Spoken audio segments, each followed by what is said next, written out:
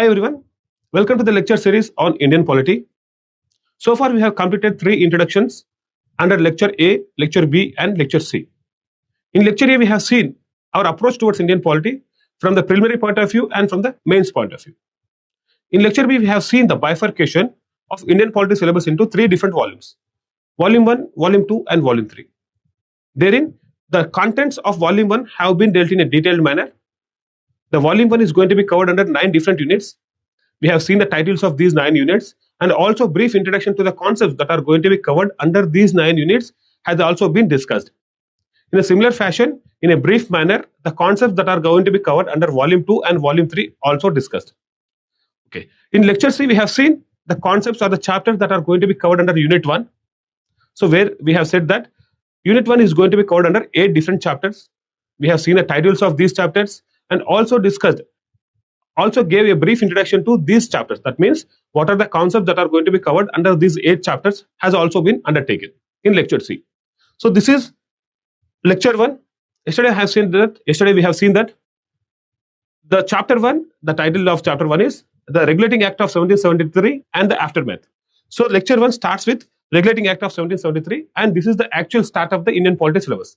And the Regulating Act of 1773 is going to be covered under multiple parts, and one among them is the part 1 is lecture 1. Got my point? So volume 1, unit 1, pre-constitutional legal framework in India.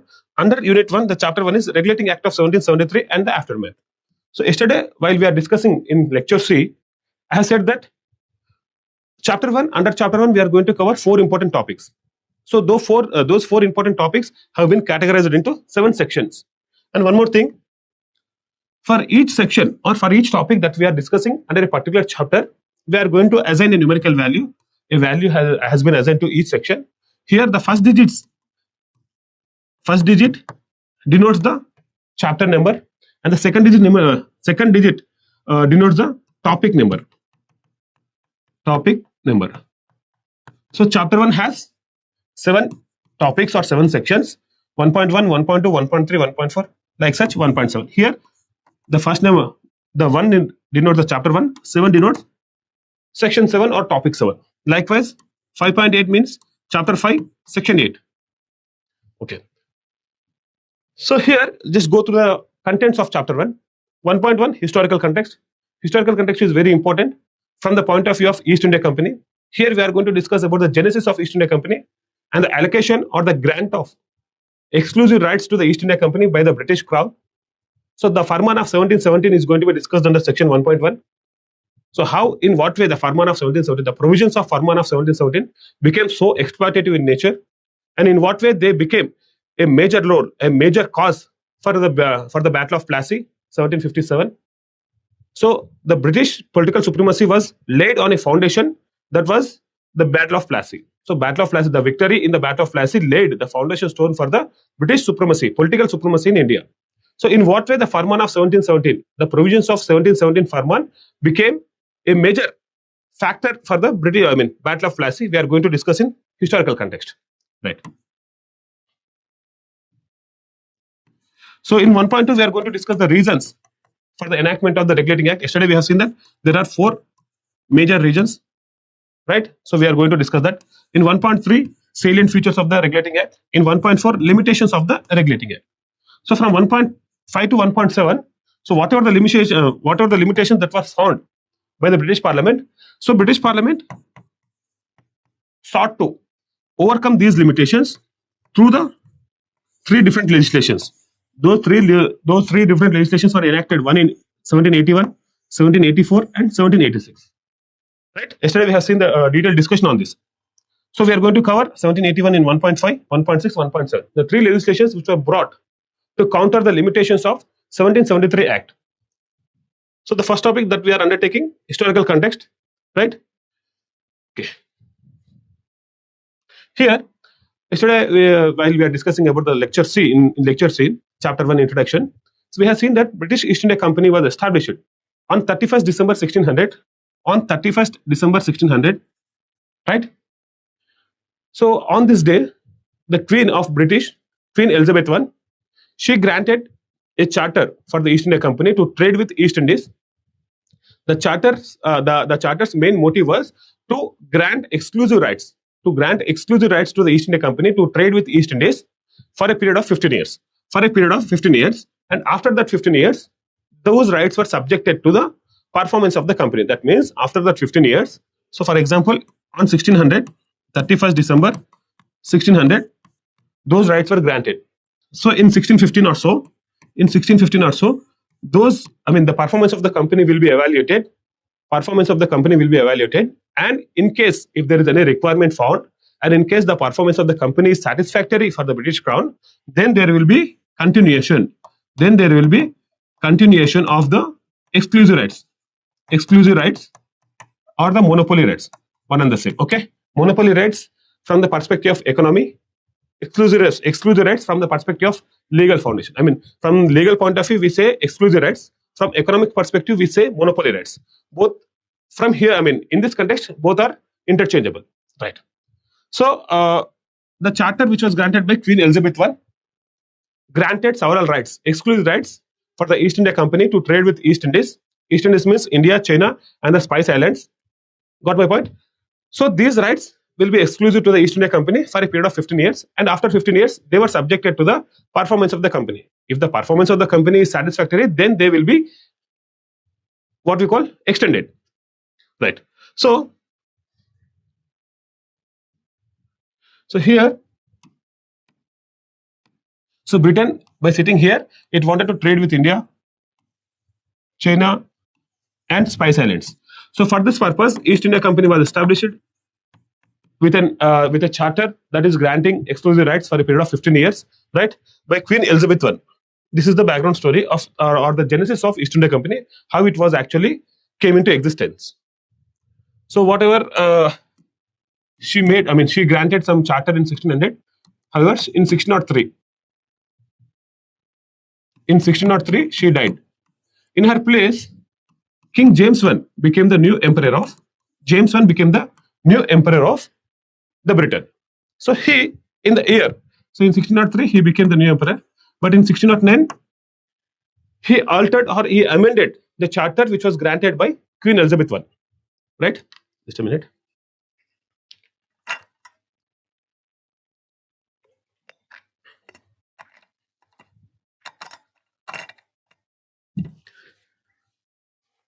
Right. In 1609, James I amended the charter which was granted by Queen Elizabeth I. Through that amendment, it was made that whatever the periodic revision or the evaluation of the performance of the company was eliminated. That means the exclusive rights which were granted by Queen Elizabeth I were for a period of 15 years only.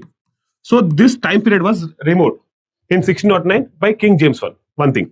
And the second thing is there will be no evaluation of the performance. Of the performance of the company. So without evaluating the performance of the company, the exclusive rights will be alive, will be active indefinitely. So there will be an indefinite extension. So we'll be looking at it. The Charter Act was extended indefinitely, removing the time limit placed by Queen Elizabeth I. Right. Whenever there is a removing of that particular time period, or whenever there is no requirement for the evaluation of the company's performance, whenever there is no link between the exclusive rights and the performance of the company, even with a poor performance of the company, the exclusive rights will be active. So whenever such circumstances were there will be it gave the company more authority. So there is no oversight mechanism. Earlier, through the charter of Queen Elizabeth I, there was oversight mechanism. For every 15 years, there will be an evaluation of the performance. But that was eliminated in 1609 by King James I. So there is no oversight mechanism from the British Crown. In such circumstances, the company assumed complete authority. It maintained the trading records inappropriately and undertaken the trading activities in a harsh and ruthless manner. So there will be no evaluation mechanism from the top. British Crown in no way interfering in the internal affairs of the company because of the elimination of the whatever the requirement that was instituted under the Charter 1600 was removed by King James I. Got my point? So here, so it gave the complete authority for the company, and it also gave the right to establish settlements, right to establish settlements in India, one thing, and negotiate treaties with the Indian princely states, second thing, and the third thing, maintain armed forces for self-defense. Earlier the company was used to depend on the British armed forces, but in 1609, whatever the indefinite extension that was granted through James I also favored for raising a military of its own, right? So in a definite manner, whatever the extension that was granted in 1609 proved to be very important for the East India Company to emerge as a commercial giant in India, right? So from the commercial point of view, 1609 Charter Amendment was very important for the East India Company. It removed the time period. It actually nullified whatever the evaluation of the company that was there in 1600, that was removed, and it also gave certain other powers, right to establish settlements, to negotiate with the Indian princely states, and to raise their own armed forces. So in these ways, 1609 Charter Act means the amendment to the charter was very important for the East India Company from the commercial perspective, right? So here, just look into this. In 1600, the charter which was granted by Elizabeth I preferred a 15-year period for the exclusive rights or the monopoly rights, and after that it was subjected to periodic evaluation. If the evaluation outcome is satisfactory, then revision, or not revision actually, then continuation of exclusives. This was the mechanism which was instituted in 1600 by Queen Elizabeth I. So whatever the amendment that was made by James I, so this was removed. Whatever the time period limit was there, that was removed, and it was made indefinite. So we will discuss what is this indefinite, and periodic evaluation also removed, and without any periodic evaluation and without any such time period, the continuation of exclusive rights will be active, right? So this indefinite means from 1609 till another point of time in future. This is the future time period. From 1609 till another point of time in future, if the British Parliament or the British Crown wants to bring some changes in the exclusive rights of the East India Company, through a legislation. So till that point of time, if British Parliament or the British Crown brings any changes in the nature of the exclusive rights that were granted to the East India Company, till the enactment of such legislation in future, till that point of time, those exclusive rights will be active. And yesterday we have also seen that the whatever the legislation that is going to be come up in future will be having two options.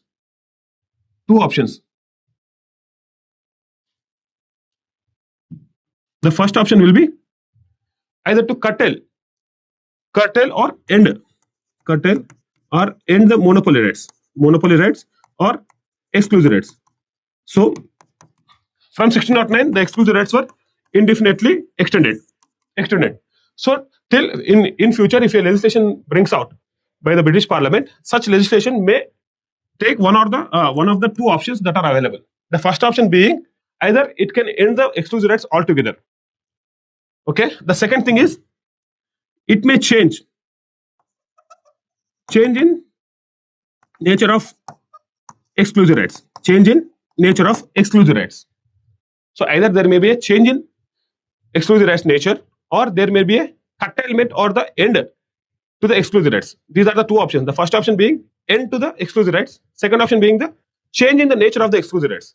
So this future legislation we are talking about is Charter Act of 1793.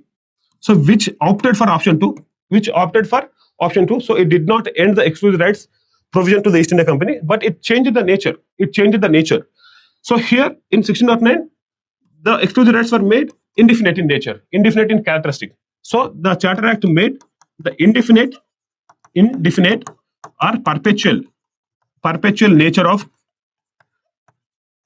exclusive rights. So this was active since 1609. Since 1609, the exclusive rights were indefinite or perpetual in character. So the 1793 Charter Act made a change here. So it made periodic revision from indefinite characteristic to periodic revision of exclusive rights. From indefinite extension or indefinite characteristic of exclusive rights to periodic revision of exclusive rights. There is a change there is a change in the character. There is a change in the nature of exclusive rights that was brought with by 1793 Charter Act. So this was the history here. Right. So we have completed whatever the amendment that was brought by King James I in 1609. We have completed that. So I have said a bit while ago. So the 1609 amendment was commercially very important. Commercially very, very important for the East India Company. Right. So this was granted by British King. So British King granted an amendment to the charter, which actually commercially very important for the East India Company. So here, whatever the Farman of 1717, Farman of 1717 granted by Indian King, which is politically very important, politically very, very important for East India Company, because it actually sowed the seeds of political emergence of British East India Company in India. The political nature of British East India Company was emerged from the Farman of from the provisions of the Farman of 1717. We will be looking at the provisions of this Farman a bit while from now. For the time being, we will see why actually the Indian King here is Farooq Shir, the then Mughal emperor, Mughal kingdom after the demise of Aurangzeb was into chaos. So during that point of time, British exploited the Delhi court politics, and in some way, the exploitative provisions were included into the Farman of 1717, which was granted by Farooq Shir. So here, just a minute. So the question is, why Farooq Shir has granted such a Farman? So here, something like that. Farooq Shir got infected with certain disease, which is nothing but swelling of the groin. So this disease or this medical condition was cured by East India Company's surgeon by name William Hamilton. So this was a person who was a doctor in East India Company. So he cured Farooq Shir's disease. So in return, he wanted to grant certain provisions to the East India Company, but the East India Company management or East India Company governor at the time, he actually made something. He actually used the court politics of the Delhi, and he infused exploitative provisions in the 1717 Farman. In gratitude, Farooq Shir wanted to grant certain trade privileges to the East India Company, but by managing the court politics of the Delhi, the British East India Company was able to include certain exploitative provisions into the 1717 Farman. Now, so this 1717 Farman is being called as Magna Carta of British Trade in India. So here, what does the term Magna Carta mean? What does the term Magna Carta mean here? Right. So here, Magna Carta means some important development in a particular field. So we come across Magna Carta of British Trade in India, Magna Carta of Education in India, Magna Carta of Local Self-Government in India. So if there is a watershed movement or watershed development in a particular field through a charter or through a legislation or through an important decision, that particular thing is known as Magna Carta of that particular field. For example, if you say Magna Carta of British trade in India. So British trade in India. For British trade in India, the existence or the development of British trade in India, the Farman of 1717. Farman of 1717 was as important as the Magna Carta, which was issued in 1215 by King John. Similarly, the second thing, Magna Carta of education in India. Got my point? Magna Carta of education in India. So there is a Wood's dispatch we encounter in Indian history. Wood's dispatch. This was Wood's dispatch is nothing but a document which was dispatched to India by Charles Wood, who was the then president of BOC, Board of Control. So this Board of Control, we will be encountering this in Pitt's India Act. Tomorrow's class we will be encountering that. So Wood's dispatch, prior to it was in 1854. So prior to 1854, the educational development in India was something different, and after 1854, because of the Wood's dispatch, the education and development significantly rised. So because of that, Wood's dispatch is known as Magna Carta of Education in India. That means it is as important as the Magna Carta which was issued in 1215 by King John. Right. Similarly, Magna Carta of local self-government in India. Local self-government in India. Here, so you encounter Lord Ripon, the Viceroy or the Governor General in 1880s. So Lord Ripon's resolution of 1882. Lord Ripon's resolution of 1882 is hailed as Magna Carta of local self-government in India. So in local self-government, domain, or in local self-government topic, so this resolution of 1882 is hailed as Magna Carta of local self-government in India. That means it is as important as the Magna Carta, the original Magna Carta. Got my point? Right. So now we will be looking into the provisions of Farman of 1717. The provisions of Farman of 1717. So in what way they are exploitative? In what way they actually led to the Battle of Plassey? Right. So this first provision is related to Bengal province. So the provision. So the first provision says that, so to whatever the amount or to whatever the volume of trade in Bengal province, so the British East India Company was allowed to trade in Bengal province without any customs duty, without any taxes, for an annual payment of rupees 3,000. So if British East India Company pays an annual payment of rupees 3,000, then it can trade in Bengal province without any custom duties. That means it is not limited to certain volume of trade. It is not limited to certain volume of trade. So whatever the amount of trade that the East India Company undertakes in Bengal province, all that will be exempted from the duties. All that will be exempted from the custom duties for a mere payment of rupees 3,000. So this was the very exploitative provision in Farman of 1717, and this was the direct reason for the Battle of Plassey. So the second provision is related to Hyderabad region and Gujarat region.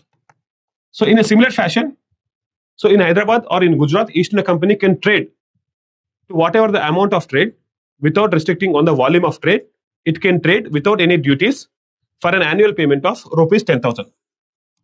Likewise, in Bengal province, it was rupees 3,000. For Gujarat and Hyderabad, it was 10,000 rupees. If the East India Company pays rupees 10,000, then it can trade in Hyderabad and Gujarat without any limit on the volume of trade. It can trade to any amount duty free. Right. So the first provision, second provision. So to make sure the first provision, second provision workable, so there was a issuance of, British could issue dastaks. We will be discussing what are these dastaks. So these are nothing but trade permits allowing their goods to pass without any inspection or taxation. So here, just look into it.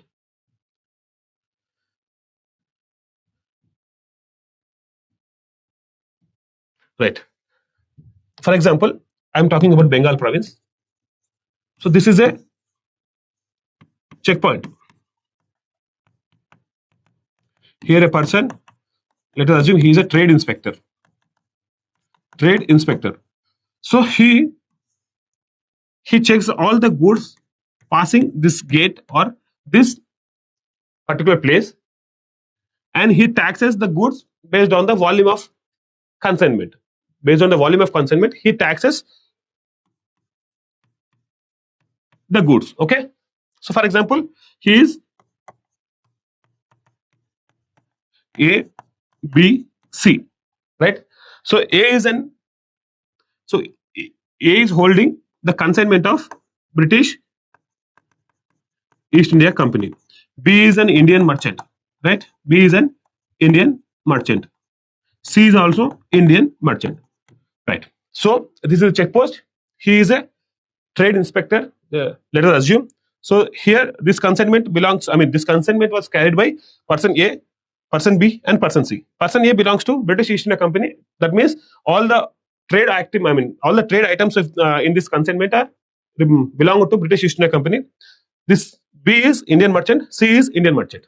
So in order to distinguish which items or which consignments are belong to British East India Company and which are not.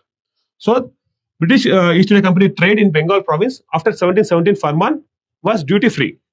There were no taxes imposed because the British agreed to pay rupees 3,000 per annum. So all the goods, all the consignments of the British East India Company will be taxed at zero. There will be no taxation. So in order to make this workable, in order to make this implemented, there is a system like Dastak. Dastak. It is nothing but a trade permit certificate. A trade permit certificate signed by British official, also contains the emblem of British. So it is nothing but a certificate, a paper document. Likewise, we are using nowadays the trade permit documents. So likewise, there is a dastak which actually used to identify the British goods. If there is a sticker or a dastak that is attached to this person, I mean this consignment, then this person recognizes this as a British East India Company goods. So there will be no taxation. So there will be rupees 0. So here for this consignment, for example, rupees 100, rupees 100. So he will, I mean, the A will go through this trading post without paying any taxes. B has to pay rupees 100. C has to pay rupees 100. Got my point? So dastaks are used to identify the British goods. Dastaks are issued by the British officials, and they are stickered or they are attached to the British consignments. And whenever a trade inspector inspects that consignment, and if he finds a dastak, he lets that person get passed through this gate without paying any taxes. This was the system established under 1717 Farman. So what happened here? Until this point, it is okay. It is exploitative in nature. We know that it is exploitative. I mean, the 1717 Farman is an exploitative provisions are there. That is fine. The dastak system is also fine. British could trade in Bengal province to whatever the volume it wants by paying a mere rupees 3,000 rupees. That is fine. Till that point, that is fine. But this dastak system, the British officials misused dastak system. Dastak system. In what way they misuse actually? So their goods were taxed at 0 rupees. Until this point, it is okay. But they actually created false or illegal dastaks and sold to Indian merchants. At a discounted price. Got my point? For example, here person B, person C are Indian merchants. They have to pay if they want to get passed through this trading post or this check post. They have to pay rupees 100 and rupees 100. So they discounted this rupees 100. For example, say rupees 50. For rupees 50, they will issue a fake or illegal So it is illegal from the perspective of the Farman of 1717, but it is not recognizable by this person. But it is not recognizable by this person. If he finds a dastak, he will let that consignment go through without paying any taxes.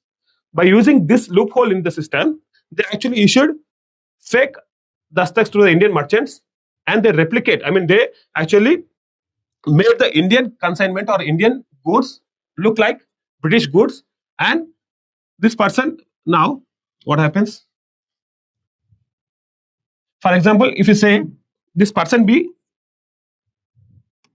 is involved in an agreement with the company official, and he bought a dastak by rupees 50. By paying rupees 50, he bought a dastak. So whenever a dastak is attached to the consignment, so the rupees 50 will, I mean rupees 100 will go to rupees 0. That means for this check post, this person B also now pays nothing. But to the company official, he has paid rupees 50. Earlier, without a dastak, he has to pay rupees 100. But with dastak, he has to pay 50 to the company, East India Company official. So in a way, this system is beneficial to person B also. For person B also, this system is in a kind of, it is a kind of beneficial only, right? So earlier he has to pay rupees 100 for his consignment to get passed through here. But now, by purchasing a dastak from a British East India Company official for a discounted price, for example, say rupees 50, if he bought a dastak and attach it to his consignment, then here he has to pay rupees 0, nothing. So whatever the amount that rupees 50 that is paid to the company official will be only the charges. So earlier he has to pay rupees 100. Now within rupees 50, he can be able to pass through here. So by this means, not only the British trade, but also the Indian merchants trade, that is made non-taxable. I mean, zero taxable. So zero taxes, no taxes were being paid even by the company even by the Indian merchants by purchasing the dastaks from the company officials. In this way, the company officials misused the dastak system. So just remember the concept. We will be coming to the Battle of Plassey a while from now. So this is the background, and the misuse of dastak system is the main and the prime reason for the onset of the Battle of Plassey. Battle of Plassey. Right. So we have completed this. Right. Now we are entering into Battle of Plassey. So 1757, on 23rd June 1757, the Battle of Plassey was occurred, and it laid the foundation for the British political supremacy in India, I have said earlier. And from 1757 to 65, what are the conditions? What is the Treaty of Allahabad in 1765? What happened in 1772 and 1773 Regulating Act? So 1, 2, 3, 4, 5. All these topics will be discussed under the collapse of dual administration in Bengal.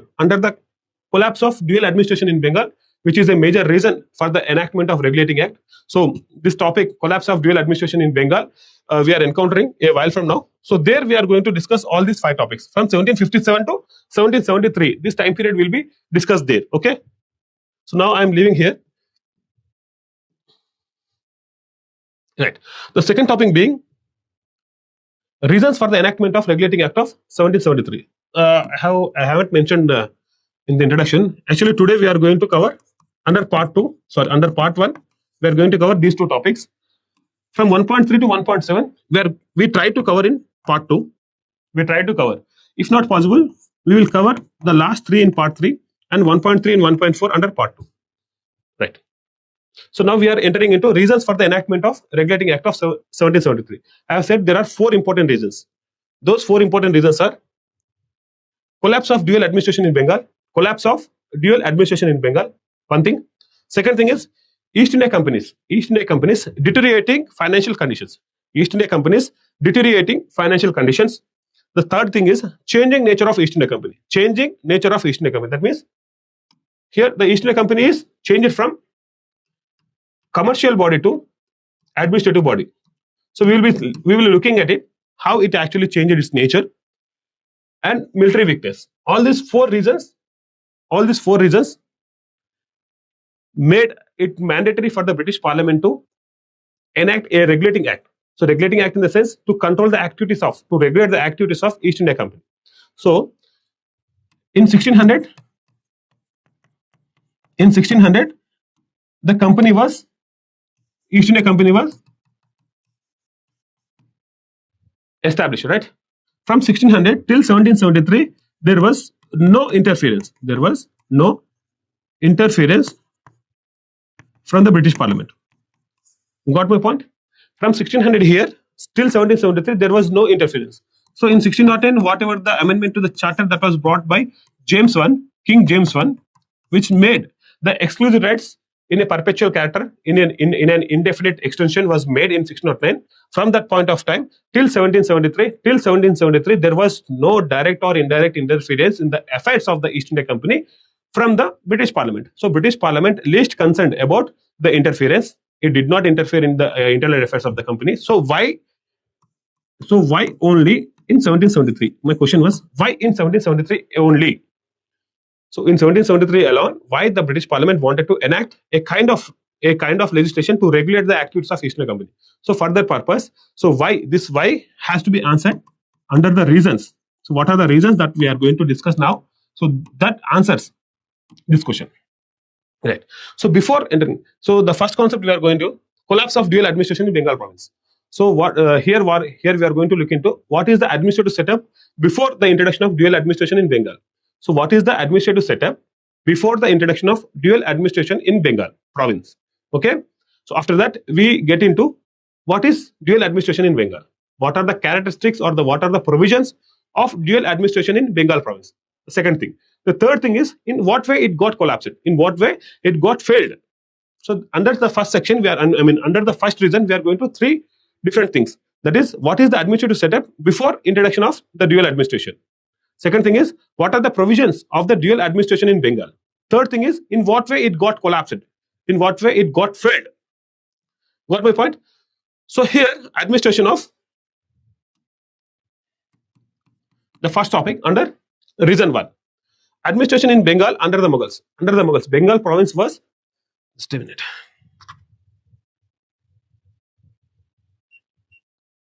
Bengal province was one of the provinces under the great Mughals. Okay.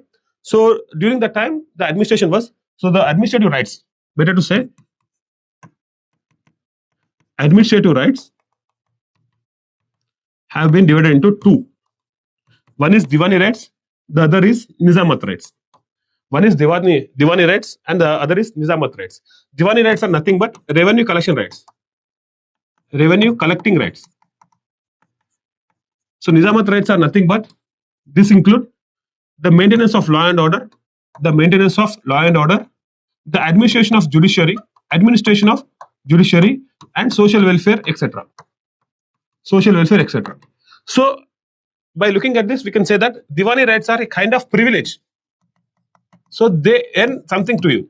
They earn some amount to the state treasury. So Diwani rights are a kind of privilege, whereas Nizamat rights are a kind of responsibilities. In nature. So the administrative rights in the Bengal province under the Mughals were divided into two. One is Diwani rights. Second thing is Nizamat rights. So Diwani rights are a kind of privilege. So they earn something to the state. The tax and what we call the tax imposition, the tax collection, everything was under the Diwani rights. So Nizamat rights, which fall under the law and order maintenance, the administration of judiciary, and the social welfare activities, everything falls under Nizamat rights. So Nizamat rights are a kind of responsibilities to the Nawab of Bengal. So under the Mughals, these two rights, Diwani rights and the Nizamat rights, under the control of a single individual known as Nawab of Bengal. So Nawab of Bengal was the head of Bengal province. So under the Mughal emperor, so Nawab is nothing but a governor. So present day, president is the executive head of the union, and the governor is the head of the states. In a similar fashion, Mughal king is the emperor at the state level, at the provincial level. For the Bengal or for the Hyderabad, for Gujarat, there were Nawabs. These Nawabs are nothing but the governors. They undertake the administration of that particular province. So for Bengal province, the Nawab of Bengal will be holding Diwani rights and Nizamat rights. So Diwani rights and Nizamat rights are concentrated under a single in the hands of a single individual who is known as Nawab of Bengal. Nawab of Bengal. So in 1717, during the time period of Murshid Quli Khan, Murshid Quli Khan. So during the time period of he was a Nawab. So during his Nawab period, he proclaimed an independence of Bengal province from the Mughal emperor, from the Mughal kingdom. So post the Bengal became independent from the Mughal in the year 1717 under Murshid Quli Khan. They continued the same structure. So they also continued the same structure. That means Diwani rights and Nizamat rights were in the hands of the Nawab of Bengal. So there is no bifurcation of authority. There is no division of authority. So Britishers introduced the division of authority. We will be looking at it. But under the Mughal system or after the independence that was proclaimed in 1717 by Murshid Quli Khan, even after that also, so there is no division of authority. Both the rights, Diwani rights, the rights of privilege and the rights of responsibilities, both were concentrated in the hands of a single individual who is known as the Nawab of Bengal. Right. Now, so just a minute.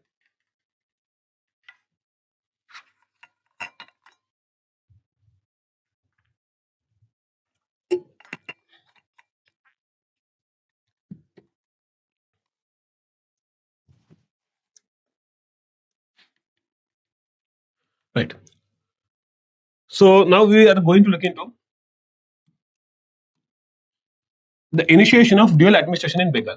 Initiation of dual administration in Bengal. So we have seen the administrative setup before the introduction of dual administration in Bengal. The administrative setup before the initiation of dual administration was already discussed. Now we are going to look into how and in what way the dual administrative structure was set up in Bengal. So there is a historical background here. So we are going to look into that. We have seen the exploitative nature of Farman of 1717. We have also seen the misuse of Dastak system. Misuse of Dastak system among 3 or 4 reasons, among 3 to 5 reasons. So this was the main reason for the onset of Battle of Plassey. So in 1756,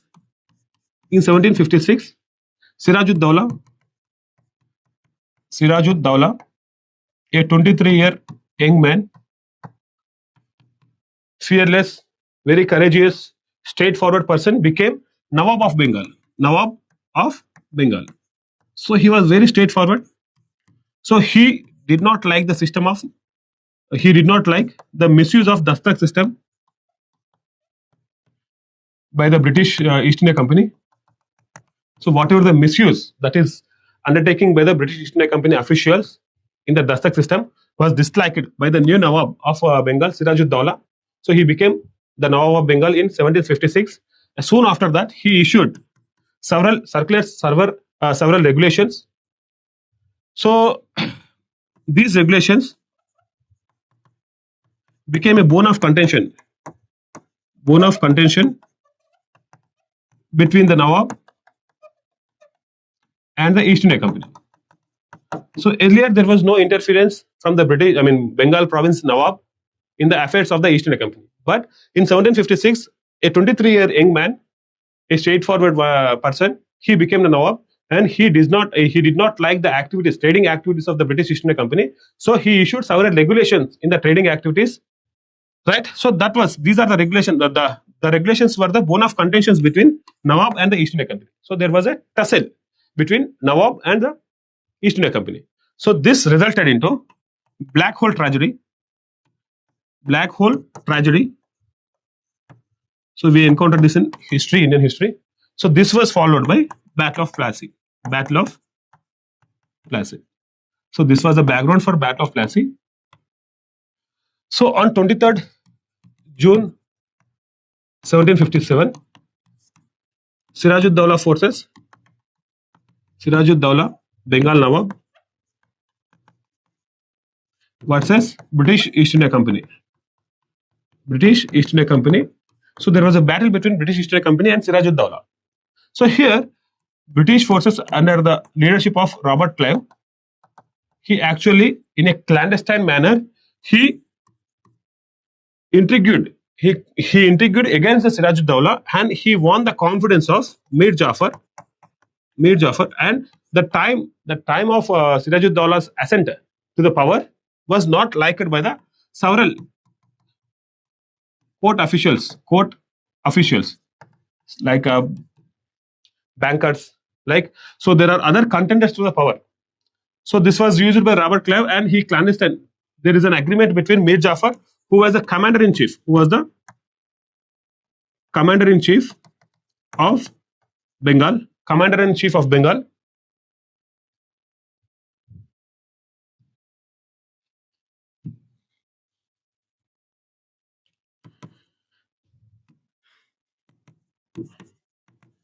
Commander in chief of Bengal province, right? So he was the Senapati, right? So he, under his control, there is a large army. So Robert Clive made a clandestine agreement between with this Mir Jafar, and he said that if you became silent in the war, if you remain silent in the war, you will be made the new Nawab. After killing Sirajuddaulah in the battle, we will make you as the new Nawab of Bengal. This was the agreement between Robert Clive and the Mir Jafar. Without knowing this agreement, Sirajuddaulah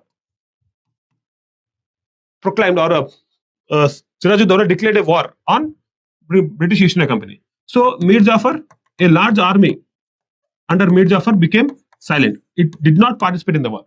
So with a handful of soldiers under his command, Sirajuddaulah fearlessly fought in the war, and he died in the war itself.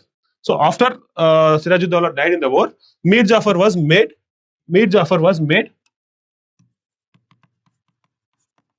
new Nawab of Bengal. Got my point? Right. So there were clashes between the Mir Jafar and British East India Company. So Mir Jafar, so he became the Senapati, or the commander in chief of Bengal province, means he is not a puppet.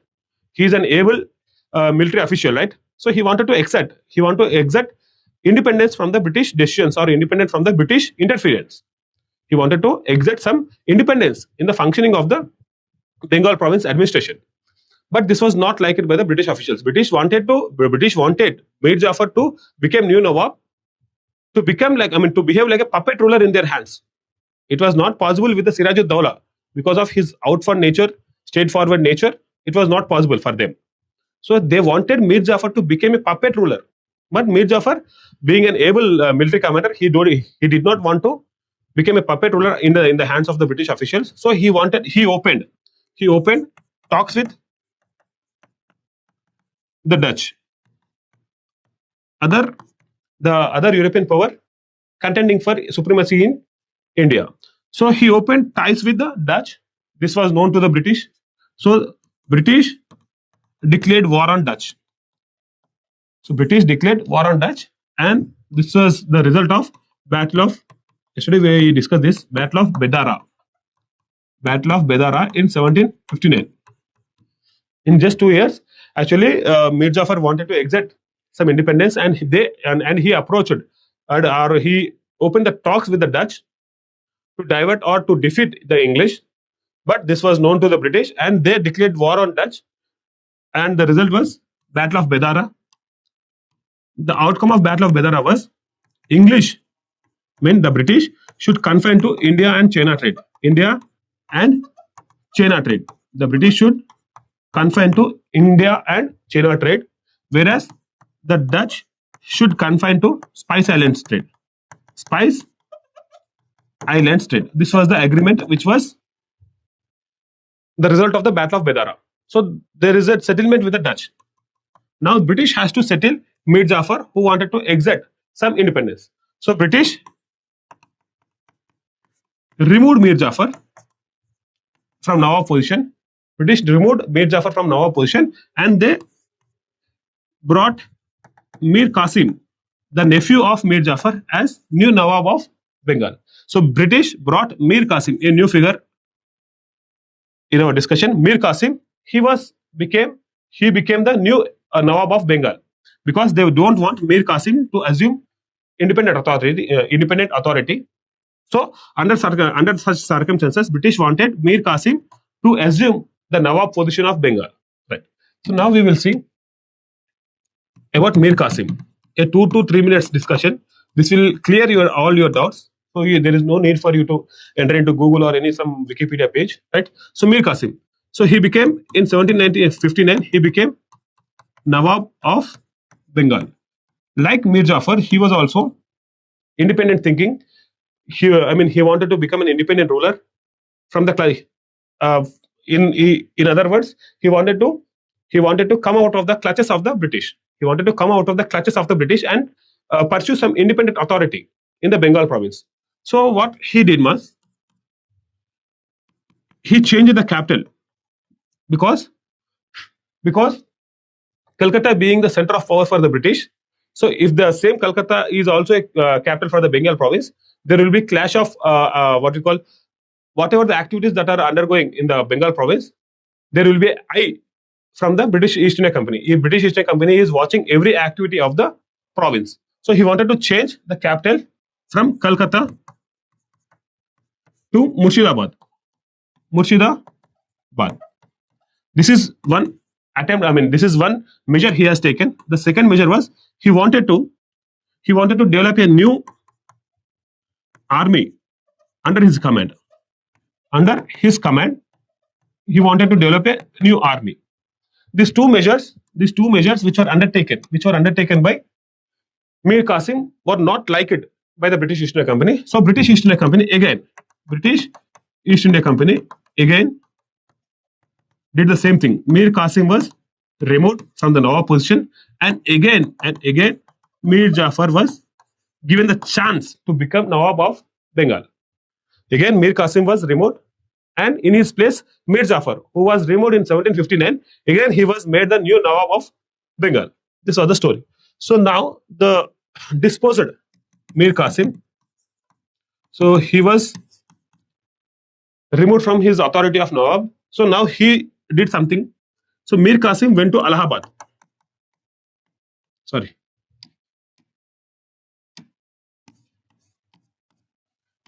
He went to our state.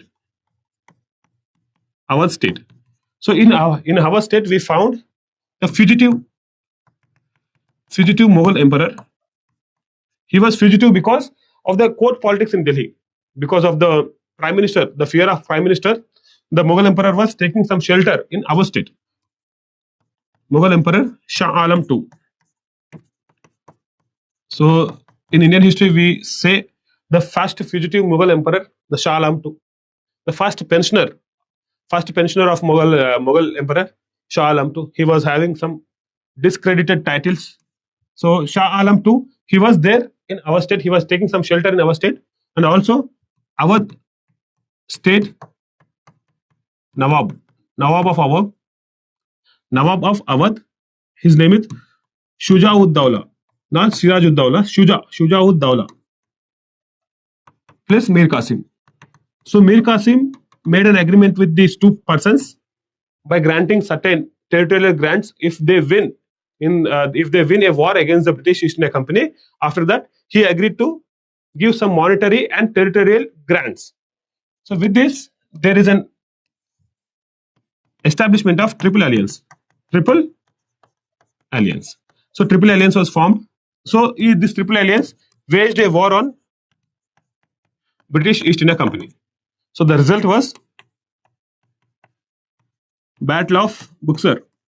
This was happened in 1764. British East India Company completely defeated the Triple Alliance, and the result was a treaty. But the treaty was not concluded in 1764 itself. The treaty was not concluded in 1764. It was concluded in 1765 because the drafter or the person who drafted the treaty was Robert Clive, and under the provisions of this treaty, only the dual administration was established in Bengal. So we can say the dual administration in Bengal was the brainchild of Robert Clive.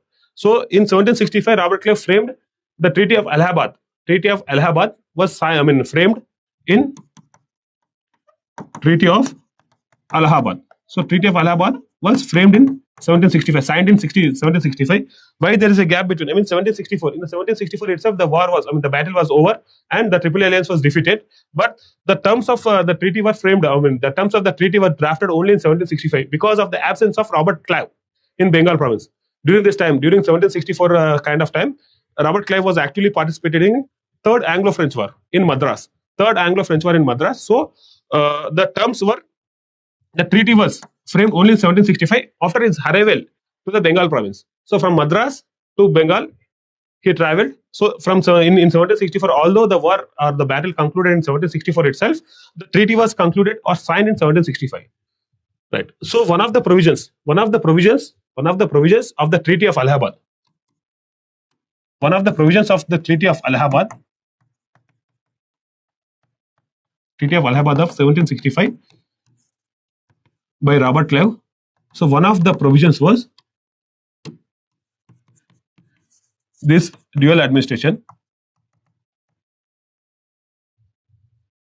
Dual administration in Bengal. So the initiation of dual administration in Bengal, was the result of the provisions of Treaty of Allahabad.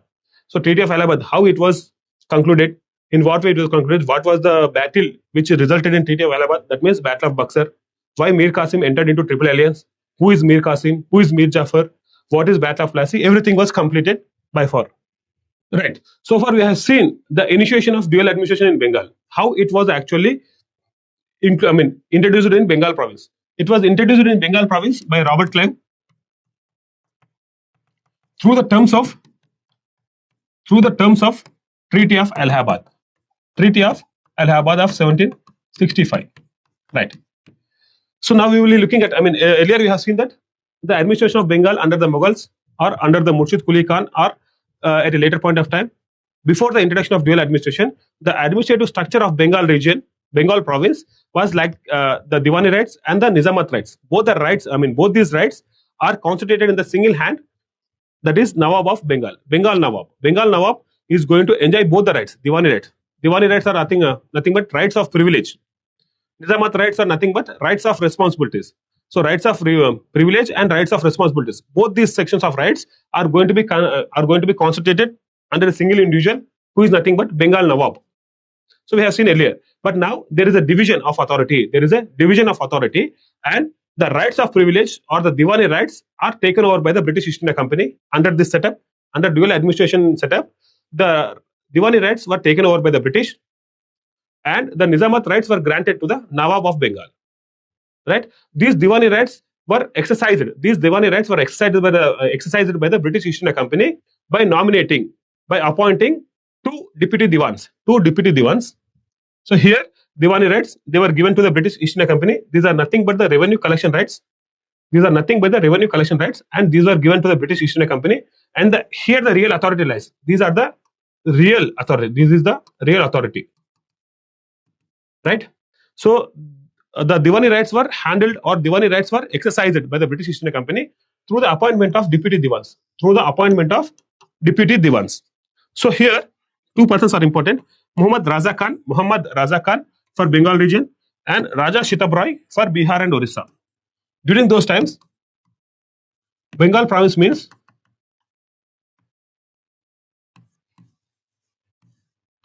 Bengal region, Orissa region, and also Bihar region. This Bengal region also consists of present-day Bangladesh.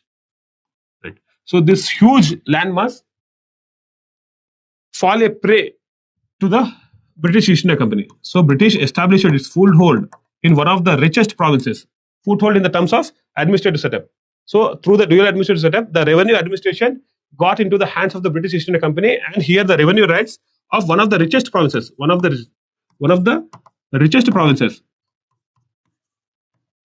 Right. So here we have discussed the Diwani rights, how they were actually taken over by the British, and the Nizamat rights, they are nothing but the maintenance of law and order, judicial administration, and also undertaking of social responsibilities, social welfare activities. So all these were given to the Nawab of Bengal. So in the hands of the Bengal Nawab. Right. So it is a nominal authority because the real authority lies here. Real authority lies in the Diwani rights. So whatever the authority that is in the hands of the Nawab of Bengal was nominal authority.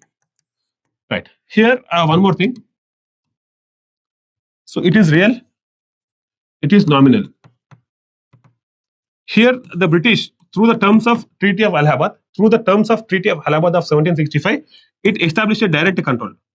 So in the treaty itself, it was directly mentioned that whatever the Diwani rights that were given to the British East India Company. So direct control was established here. In the nominal rights, in the Nizamat rights also, the British East India Company wanted to exert some influence. So it established a indirect control here.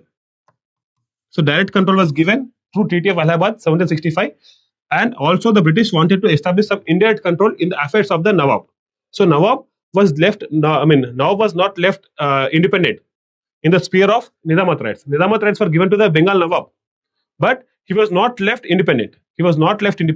There also British wanted to exert some influence through indirect control. So this indirect control was achieved through two provisions. So there were two provisions or two conditionalities which actually made possible for the British to exert some indirect control on the Nizamat rights. The first one being appointment of deputy Subedar,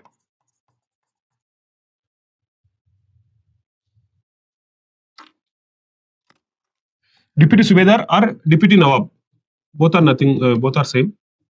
So Nawab being the head of the Bengal province, so his deputy. That means his deputy Nawab or deputy Subedar is being appointed by the East India Company.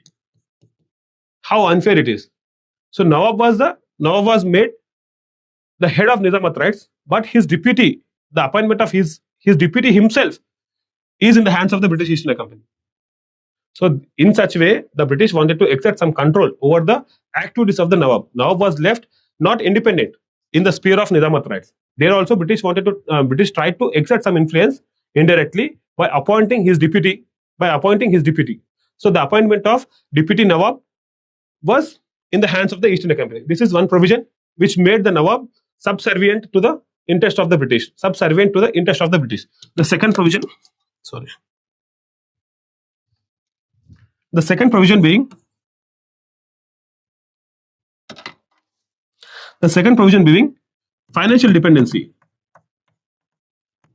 financial dependency of Nawab. So these are nothing but Nizamat rights are nothing but rights of responsibilities. Any responsibility that has to be, if that has to be discharged, it needs some money, right? So all that money, so the total money is in the hands of Diwani rights. So that money actually coming from the East India Company. So there is a financial dependency of the Nawab on the East India Company to undertake his responsibilities, to discharge his duties. The Nawab is financially dependent on East India Company. Financial dependency was decided at the tune of 53 lakhs. So the company agreed to pay rupees 53 lakhs to the Nawab per annum to undertake his responsibilities. That means judicial administration, law and order, social welfare activities, all these things for a huge landmass of Bengal province have to be undertaken within the limit of rupees 53 lakhs. That was nowhere sufficient, and Nawab himself was largely interested in doing such things, and he was living in a lavish lifestyle. So this rupees 53 lakhs was nowhere sufficient. So the public welfare activities or the public welfare was left in chaos. So that was the main reason for the Bengal famine. We are going to look into that. So financial dependency of rupees 53 lakhs of the Nawab on the East India Company for exercising his functions. To undertake his functions under Nizamat rights, the Nawab was financially dependent on the East India Company. Under these two provisions, one is the appointment of deputy Nawab, and the financial dependency. Through these two provisions, the British East India Company exercised some indirect control on the Nawab. Right. So the advantages for the company. So the dual administration setup, which was conceptuated by the Robert Clive. So dual administration having several advantages, several positives for the company.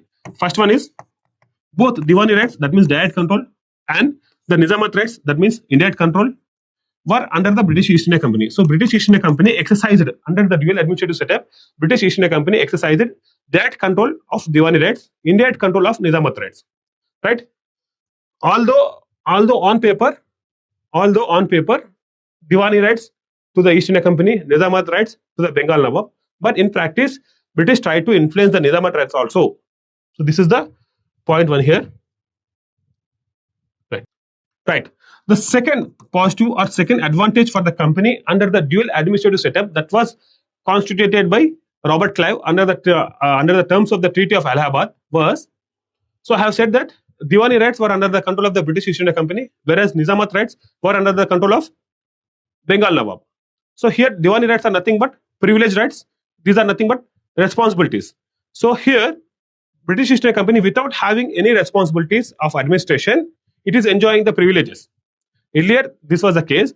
The rights of privilege, rights of responsibilities, both were under the control of a single individual, that is Bengal Nawab. So he enjoys the rights of privilege and also takes care of the responsibilities. He enjoys the rights and also takes care of the responsibilities. So, but in the dual administrative setup, the rights were given to, the privilege rights were given to British East India Company, whereas the responsibilities were borne on Bengal Nawab. So the British East India Company did not accountable for any administrative failure. If there is a law and order issue in the province, if there is a judicial administrative failure in the province, if there is a famine in the province and the famine control measures are not undertaken by the province, administration, then all the guilt, all the blame will be on the Nawab of Bengal, not on the British East India Company. So the treaty was framed in such a way that the privileged rights were cornered by the British East India Company, whereas all the responsibilities of the administration were borne on the Bengal Nawab. So this is another positive or advantage for the British East India Company in this setup. So in effect, British East India Company interested in revenue collection and making profits. So in trading, it wants to make profits, and also it has got revenue collection rights under this system, dual administration. And also Nawab of Bengal, the earth of financial resources, whatever the amount that is being rupees 53 lakhs, whatever the amount that is being granted by the East India Company to the Nawab to undertake his responsibilities, that is not sufficient. So both things, British East India Company is not only interested in revenue collection and making profits, whereas Nawab, although he was interested in taking care of the responsibilities, but he was he has financial limitations. Only 53 lakhs were given to him. Under such 53 lakhs, he has to make his lifestyle. So earlier lifestyle, he has to continue that lavish lifestyle, and out of that, whatever the amount that is left, it is not sufficient for taking care of the responsibilities under his realm, right? So both these things led to the lack of interest in public welfare or efficient governance. So this resulted in either the British East India Company is not interested, whereas Nawab of Bengal, although he was interested in taking care of the responsibilities, but he was fall short of the financial resources. So this led to the lack of interest in public welfare or efficient governance. So governance was not efficiently maintained. This resulted into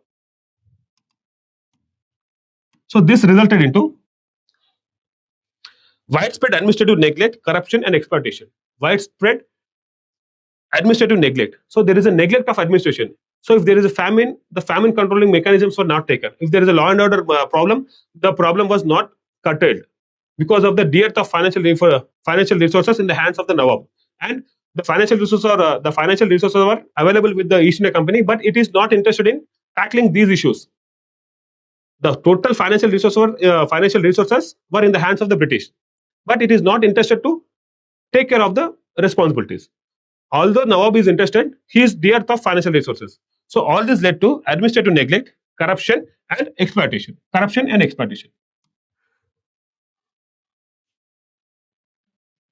Right. So whatever the negative effect on Indians, that means on the local traders, Indian traders, and the peasants, the farming section. So there were heavy taxation on the Indian traders and illegal exactions and heavy taxes on the peasants.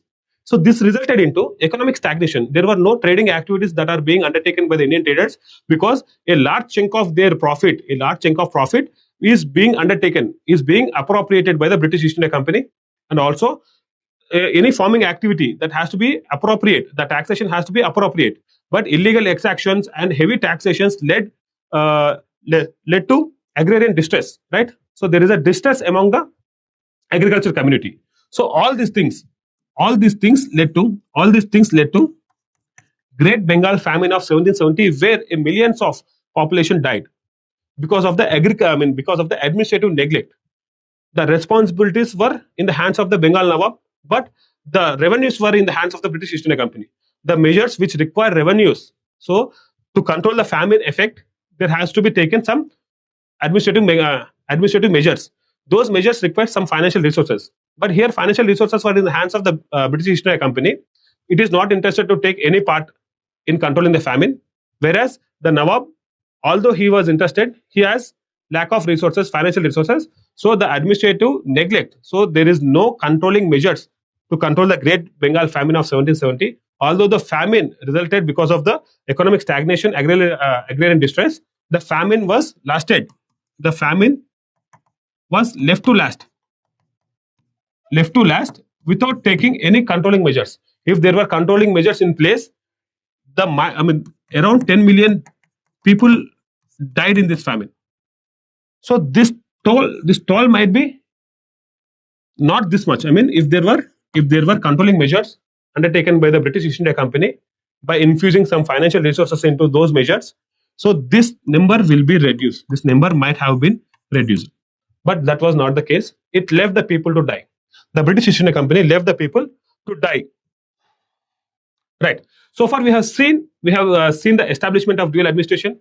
We have seen the advantages for the British East India Company under such a system. We have seen the negatives or the disadvantages for the Indians, heavy taxation for the Indian merchants and the peasants. Now we are going to look into what are the disadvantages for the British East India Company under such a system. Here, two things, very importantly, two things. One is corruption and private trade among East India Company officials. So these two things, corruption and private trade. Through corruption and through private trade, a large chunk of profits, which were actually entered into the company treasure, that were diverted by the East India Company officials. So personal motives became very larger than the company's interest. So here the corruption, the private trade means irrespective of by this time the company is enjoying monopoly rights or the exclusive rights in trading, right? So irrespective of those rights, the British officials entered into private trade and they are making huge profits. That is one thing. Here corruption means how the corruption may take part. For example, if you say he is a person, he is a East India Company official, he was given authority to tax Indian merchants. He is another person, Indian merchant. He has a goods of ₹1,000, a consignment of ₹1,000. He is being traded here, right? So when I have said that 40%, to the tune of 40%, the taxation is there. For example, here, out of ₹1,000, 400 has to be in the form of taxation. But this person entries like this. So the person who is an Indian, let us say his name is B. So B has carried a trading consignment of worth 200 only. So here 40% means ₹80 is being taken as a taxes. So he enters this into the trading ledger kind of thing. He pays him some amount, ₹200. So by paying 200 to him and 80 to the company, he is beneficial here, because in the original setup it is 400, and by taking ₹200 and making the entry for only a portion of the trade, this person is also beneficial.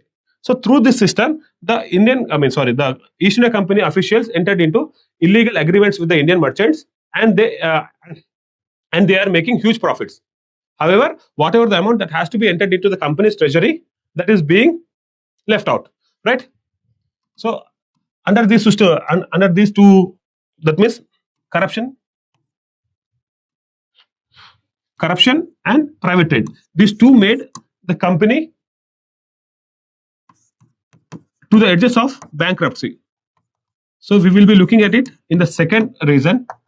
So the one of the reasons for the enactment of the regulating act was collapse of dual administration in Bengal. Second reason being ECIs, East India companies deteriorating financial condition, because of the corruption and because of the private trade.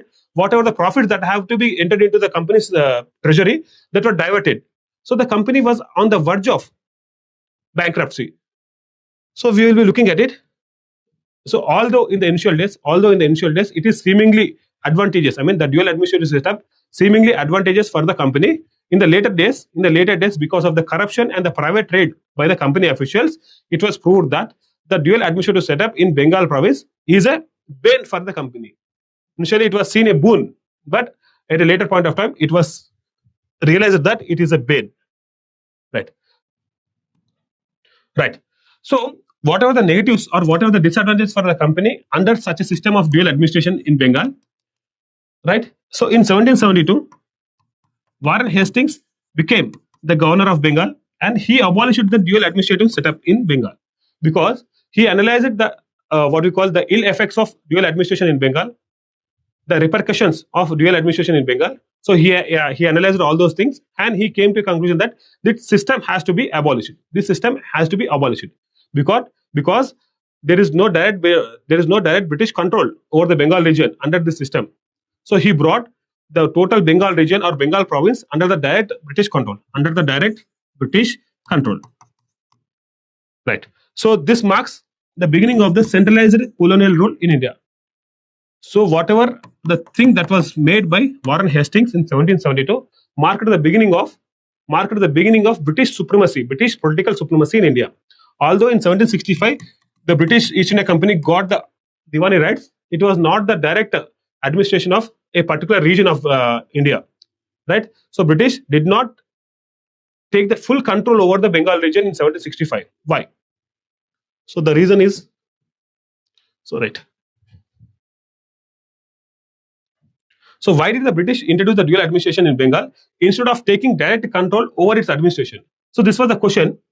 By placing a nominal head, that is Mir Jafar, Mir Qasim, again Mir Jafar, the British aimed to prevent people's movement. That means in several parts of the world where the British directly tried to control over the territories of the particular region, they encountered people's movement. So the fear of people's movement in India also. So the British tried to take over the indirect control over the affairs of the Bengal region. So it directly controlled Diwani rights. So Diwani rights are not that publicly known. So it is a kind of administrative setup only, right? Right. Here the question is, why did the British introduce the dual administration in Bengal instead of taking direct control over its administration? Why did the British entertain the Bengal Nawab with the Nizamat rights? Why did the British did not take the Nizamat rights also into its control? So the reason is because of the fear of people's movement. So the British, especially in Afghanistan or so, in the Middle East countries, whenever they enter into there and whenever they try to control the territorial land masses, they encounter a kind of people's movement. So in fear of such people's movement in India also, the British East India Company did not want to take the direct control of the Bengal province at the first time. So the Robert Clive instituted a kind of arrangement wherein the revenue rights were taken over by the British East India Company and the responsibilities were handed over to the Bengal Nawab. By placing a nominal head Bengal Nawab over there, the people may think that still there is an authority of the Indian over the Bengal province, and the British were not directly controlling the Bengal region. This was the thing they want to make clear to avoid people's movement like they encounter in the other parts of the world. So by placing a nominal head, Mir Jafar, Mir Qasim, Mir Jafar, so the British aimed to prevent people's movement against the direct foreign rule as they witnessed in other parts of the world. To exploit India's natural resources, Bengal province, which is the richest one, under the use of shared governance without assuming the responsibility. There is a sharing of governance, there is a divided authority, but without responsibilities. That is the thing here. Because of such things, dual administration was established in Bengal. So we have completed Right. So the British government, in light of the ill effects of the dual administration, that means the divided authority, enacted the Regulating Act of 1773 to create a centralized administration in Bengal province. So the ill effects of dual administration in Bengal, the ill effects or the collapse of dual administration in Bengal. So the dual administration, which was established in 1765 by Robert Clive, was abolished by Warren Hastings in 1772. So the ill effects of dual administration in Bengal was one of the prime reason for the British East India to enact or a kind of regulation act to regulate the activities of the East India Company. To regulate the activities of East India Company, the British in the year 1773 brought a legislation in the name of Regulating Act of 1773. So the first, right. So far we have completed the first reason under section 1.2. Under section 1.2, we have discussed earlier that we are going to witness four important reasons which were behind the enactment of the Regulating Act of 1773. So, reasons for the enactment of Regulating Act of 1773, there are four reasons, right? Under which we have completed the first one, collapse of dual administration in Bengal province. Now we are going to discuss about the second one, which is titled as East India Companies deteriorating financial condition. East India Companies deteriorating financial condition. Here, one question I want to ask: despite the control over the revenues of the richest province, that is Bengal, East India Company was on the brink of bankruptcy. East India Company was on the brink of bankruptcy by early 1770s. So if you see from 1609, from 1609 especially, so the company's trade is on the rise. Company's trade is on the rise. So it is commercially so profitable, especially after the issue of 1717 Farman by Farrukhshire. We have discussed that right earlier. So under such circumstances, by 1750s, the company emerged as one of the profitable corporation in the world. So what happened during the period of 1765 to 1772? That is, this is the period of dual administration in Bengal. So during this period, what happened? Which reduced the company, and it went down to the bankruptcy. So it was on the verge of the bankruptcy. So what are such reasons which prompted the company? So under such circumstances, the company, East India Company sought a loan. East India Company seek a loan of pounds 1 million. So East India Company asked the British government or sought the British government for a loan of 1 million pounds. So once the British East India Company was so profitable, but what happened during the period of dual administration? That led the East India Company to seek a loan of 1 million pounds from the British government. So we are going to discuss that. So here the revenue sources for the East India Company were of twofold. One is from the trade. From the trade, from 1609, the trading activities were there after the amendment to the charter, which was granted by James I. So from 1609, the trading activities, the company is getting revenues. But from the Diwani rates, it is getting the revenue from 1765 after the Treaty of Allahabad, right?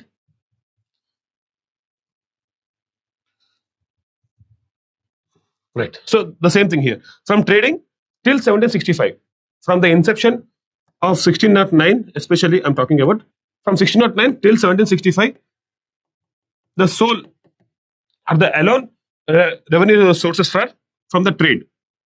From the trading activities, the company is getting some revenue sources till 1765. From 1765 to 1772, during the period of dual administration, the company is getting revenue sources from two major sources, that is trade and Diwani rates. So we are the discussion here is what happened and what are the reasons which prompted the company to ask a loan for 1 million pounds. So we are going to witness, or we are going to discuss what happened from the trading point of view, and what happened from the Diwani rates view, right? So here from the trade, how did the revenue from trade get affected under the dual administration of Bengal? how did the revenue from trade get affected during the period of dual administration in Bengal? Trade was affected, so the income from the trade got diminished. So in what way, and what is the primary reason for such? Right. The primary reason here is, we have discussed earlier also, the private trade.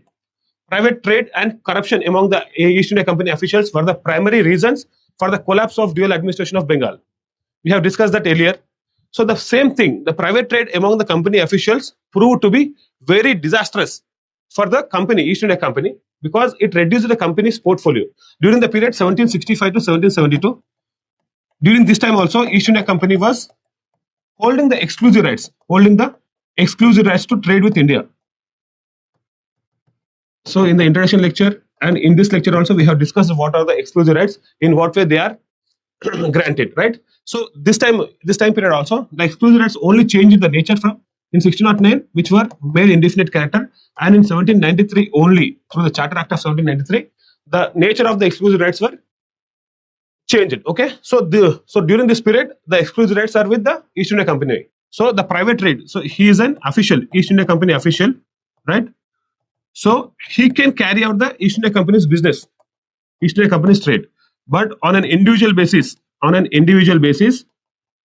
he cannot trade with India. Trade with India is not possible because exclusive rights are with the East India Company, right? But illegally,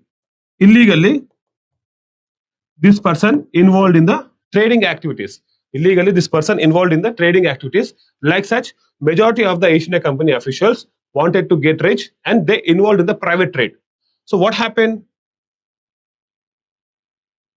So if East India Companies trading portfolio, that means the amount of the trade that East India Companies carries out during the 1760s or 1750s was this much. And during the period of dual administration, if the company officials carrying out on their private trade, if a single person is taking, on private trade is occupied by these officials, so this reduces. This is only the East India Company portfolio. That means whatever the amount, whatever the volume of the East India Company's trading activities were reduced because the company officials involved in the private trade, which actually got reduced the portfolio of the East India Company. So this reduction ultimately resulted in the reduction in the revenue. So the company is getting lesser amount than compared to the previous. So because of the private trade by the East India Company officials, the company is getting lesser revenue from the trade. So we have seen how the company's portfolio got reduced and in what way it reduced the revenue from the trading activities. Now we are going to witness in what way the revenue from the Diwali rights also got reduced. Right. So yesterday we have seen, in the previous lecture we have seen that from the Diwali rights were accorded to the East India Company, right? That means the taxation powers are given to the East India Company. So East India Company, in the initial days, actually it felt like extortion profitable. So in the initial days, it felt like extorting as much as possible from the Indian population, especially Indian merchants and the Indian peasant section, was profitable in the initial days. But however, in the long run, taxing 40% of the Indian merchants and illegal exactions and heavy taxes on the peasant section was not profitable because the Indian merchants left their trading activities. Similarly, the peasants left their agricultural occupation, because of the heavy taxes, because of the illegal exactions, because of the exploitatory policies. They left their occupations. When the economic activity is not there, in what way the company is going to get the revenue? So the company is going to get the revenue through the taxes that are paying out of the economic activities only, right? If the economic activities altogether stop, then in what way the company is expecting the revenue from the taxes? So in this way, extortion beyond a limit, extortion to a certain point is fine, and the population is also ready to pay the taxes. But extortion beyond a certain limit, it is not sustainable, and it proved to be disastrous for the company. So revenue from the Diwali raids also got reduced because of the greedy nature of the East India Company officials. So extortion beyond a certain point is not sustainable, right? So because of that reason, the company's revenue from the Diwali raids got reduced. So far we have discussed how the company's revenue from the trading activities got reduced and how the company's revenue from the Diwali raids got reduced. So in effect, the company's revenue is reduced, right? Third major reason was rampant corruption within the company officials. So while we are discussing the collapse of dual administration in Bengal, we have discussed there are two major factors. One is private trade, and the other is corruption among the company officials. These are the two major reasons for the collapse of dual administration in Bengal. That's in a similar way. For example, if this is the fund that is generated out of Diwali rights, so it has to reach to East India Company treasury. But certain individuals, certain company officials diverted this fund and they appropriated a portion of the fund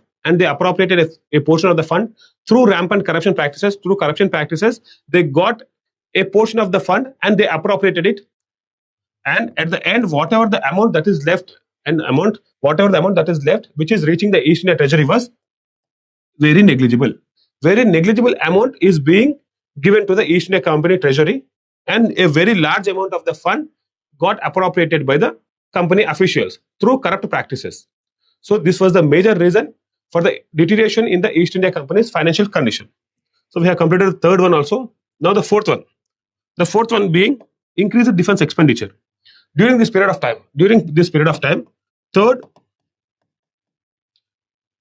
Anglo-Mysore War, 1767 to 69. This was going on. So the company has to invest in arms and ammunition, and it has to recruit more men. So because of such practices, because of such reasons, the company has to invest more on the defense front. So it reduced the company's treasury, it reduced the company's revenue resources. Because of all these reasons, four reasons: private trade by the company officials, extortion beyond a limit, right, and rampant corrupt practices, and the investments in the defense expenditure. All these four reasons reduced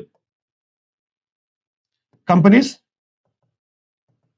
financial reserves. So whatever the treasury was there, it got reduced, right? So when the company felt like it is nowhere possible to continue its operations, it seek a loan of 1 million pounds from the British Parliament.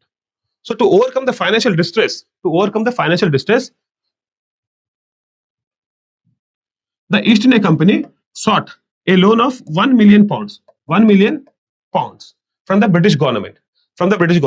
So this was a clear indication of financial misgovernance or financial mismanagement within the company. So the British government thought that, so the East India Company, which was a profitable venture, it actually seeking a loan of 1 million pounds means there was something not right, something not correct in the operations of the East India Company. There has to be some proper mechanism has to be set in.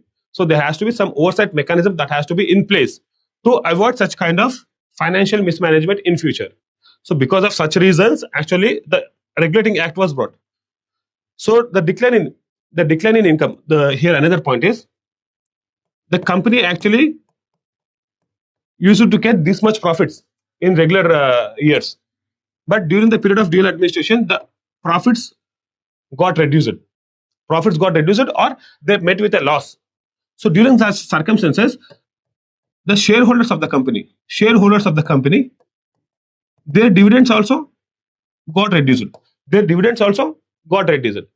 So the shareholders as a community, they pressurized the British government or the British Parliament to interfere into the internal affairs of the East India Company to set right everything in the management of the East India Company. That means, so there is something not right in the affairs of the East India Company. So the financial mismanagement, the corruption, the private trade among the East India Company officials all reduced the company's profits. So whenever the profits are reduced, shareholders' dividends also got reduced.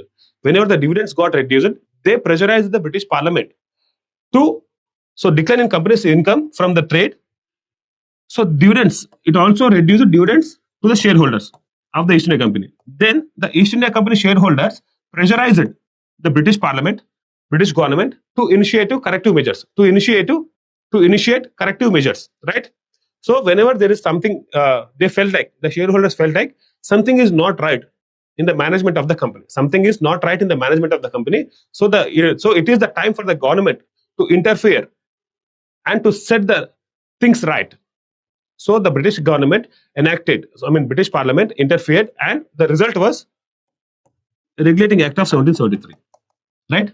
So earlier we have seen the collapse of dual administration in Bengal, the dual administrative setup which was set up by the Robert Clive, which was collapsed. Because of such reason, the British Parliament brought Regulating Act of 1773, the first major reason.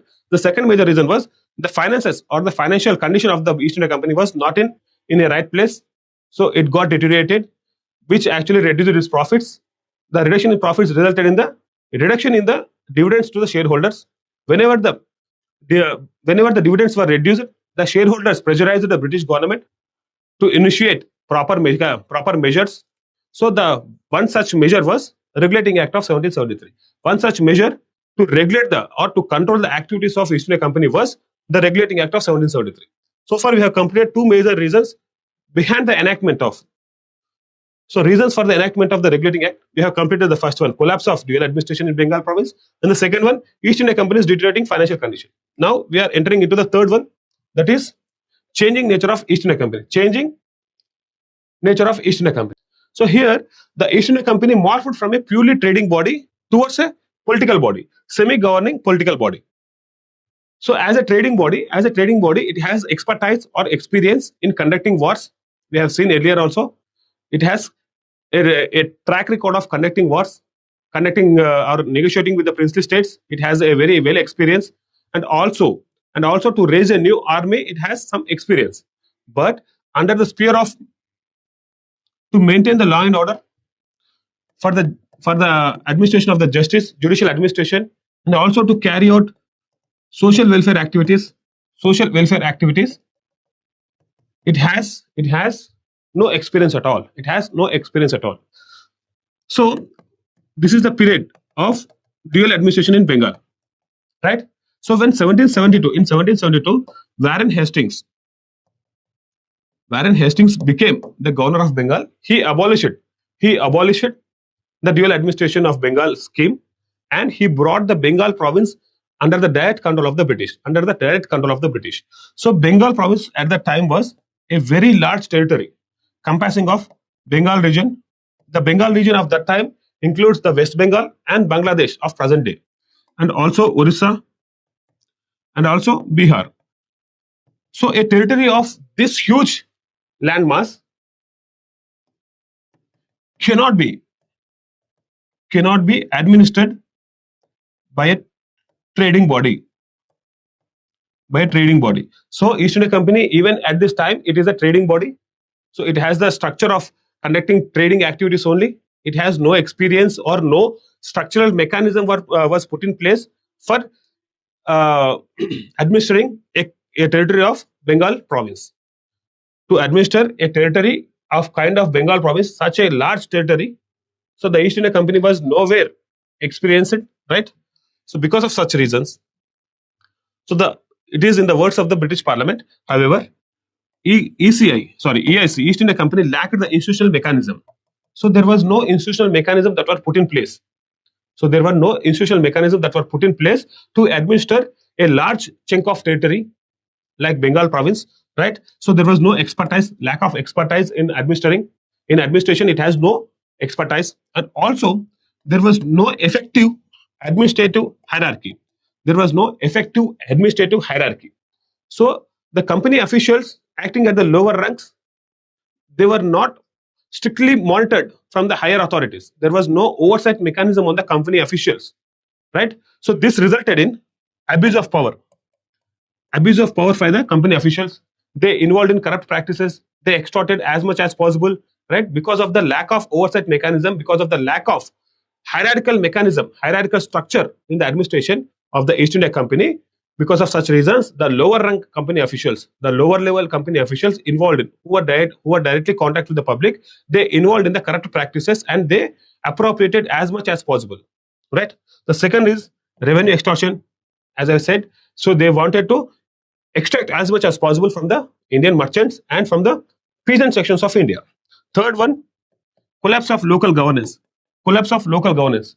The lack of experience in law and order administration or the judicial administration resulted in the collapse of local governance because of such reasons. And the fourth one is political instability.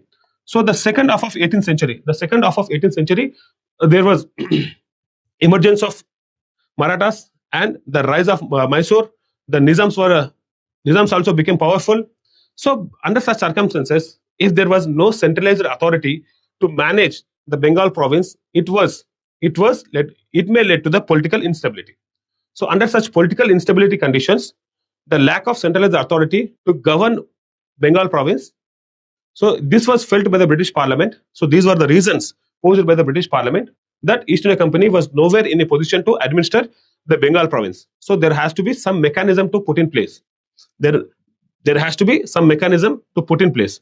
So to address all these issues, the British Parliament enacted Regulating Act of 1773. So to enact Regulating Act of 1773, this was also a major reason. So the lack of experience for the East India Company to administer a territory, because it was a trading company, it was a trading body by far. So it got morphed into political body. But the structure of East India Company was still a kind of trading corporation only.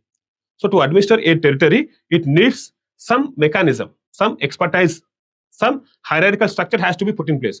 To include all these issues, to include all these structures, right? So the British Parliament has enacted Regulating Act of 1773, right, to regulate the activities of East India Company and streamline the British administration in India.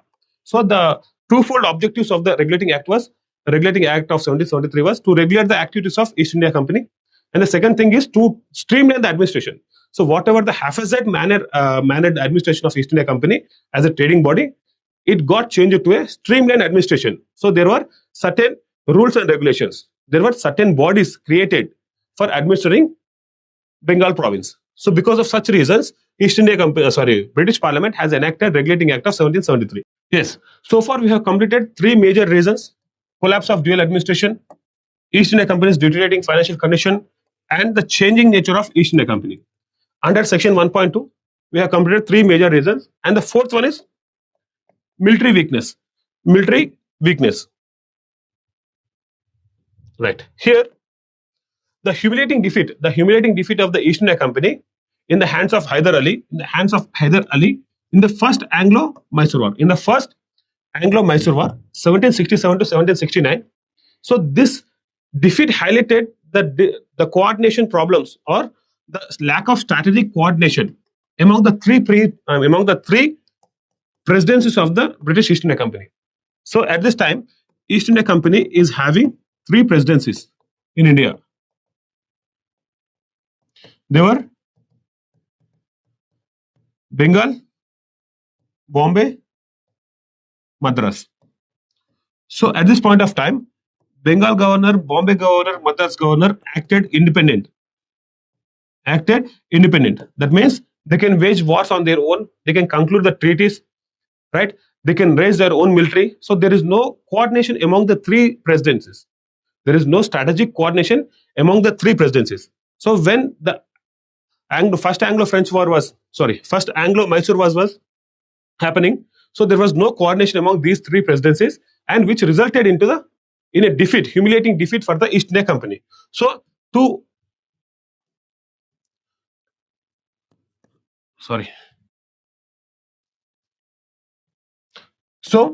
address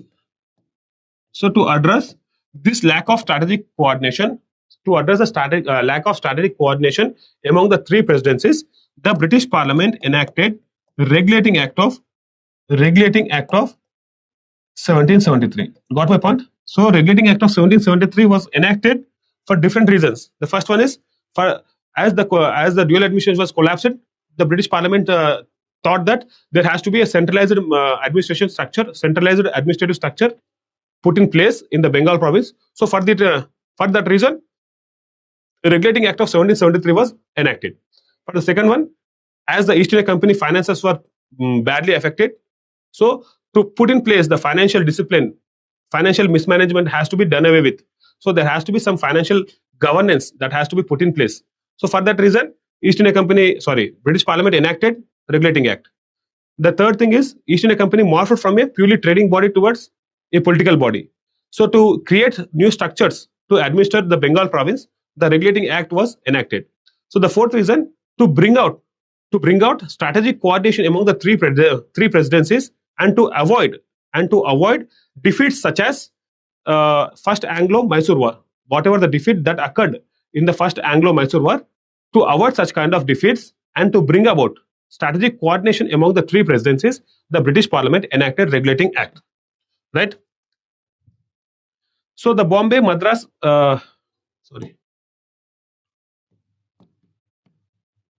So the Bengal, Madras, and Bombay presidencies operated independently, often pursuing conflicting policies. So the policy is not an uniform policy. Unified policy is not pursued. So the Bombay pursued its own policy. Bengal pursued its own policy. Similarly, the Madras also. So at times these policies these policies became conflict in nature. So Bengal's policy might be in conflict with the Bombay's policy. Bombay's policy might be in conflict with the Madras policy. Right. So this lack of unified command undermined the British power in India. So there is no single individual or a single authority to hold the control over the territory of the territories of the British in India. So because of the lack of unified command, the British power in India was undermined. This was the reason, or this was the conception which was developed by the British Parliament. Right. So this convinced the British Parliament to establish a centralized leadership structure by making the Bengal presidency the nucleus of power in India. So here there were three presidencies: Bengal, Bombay, Madras. Right. So one among them, that means Bengal, this was made power of nucleus, and these two were made subservient to Bengal. That means a kind of unified authority is established. That authority was placed in the hands of the Bengal province, and Madras and Bombay provinces were made subservient to the Bengal province. So Madras and Bombay province has to listen to the commands of the Bengal. In effect, the governor of Bengal was made Governor General of Bengal, and he has ultimate powers in respect of war and diplomacy. Although Bombay and Madras provinces having internal autonomy was there, but in matters of war and in matters of diplomacy, the ultimate authority rested with Governor General of Bengal. So through Regulating Act of 1773, the nomenclature Governor of Bengal was changed to Governor General of Bengal. And he was vested with the ultimate authority in matters of war and diplomacy. So Bombay and Madras presidencies still having internal autonomy,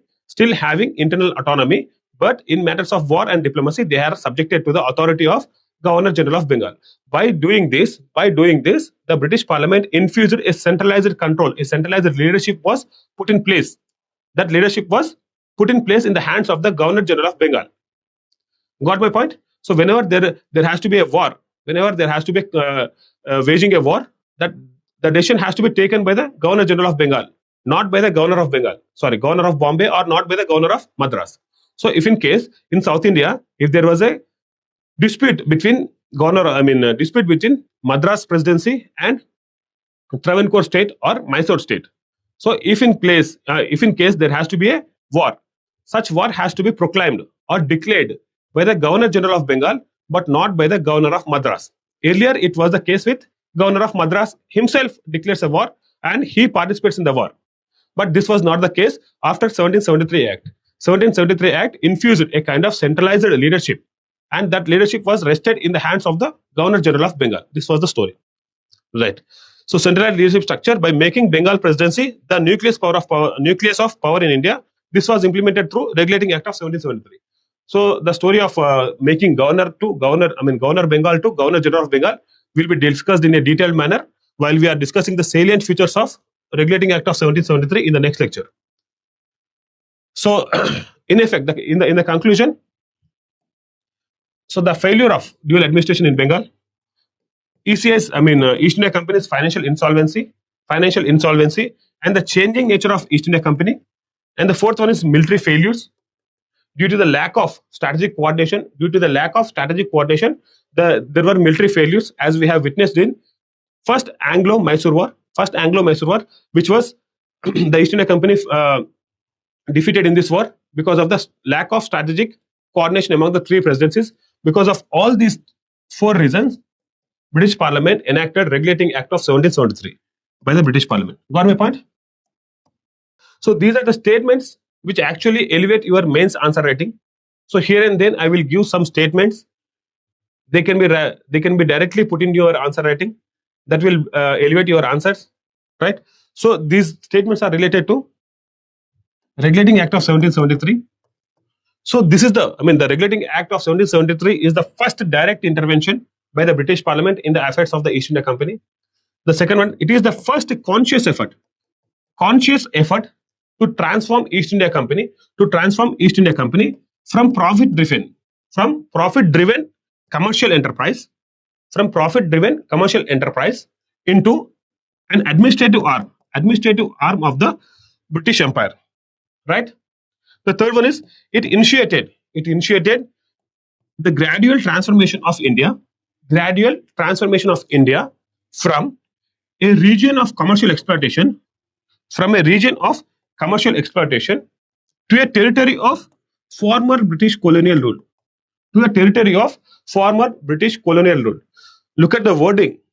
So, without saying much things about the Regulating Act of 1773, if you put this single statement, that will make whoever correcting your answers, they will make understand that you are having a very grip over the subject.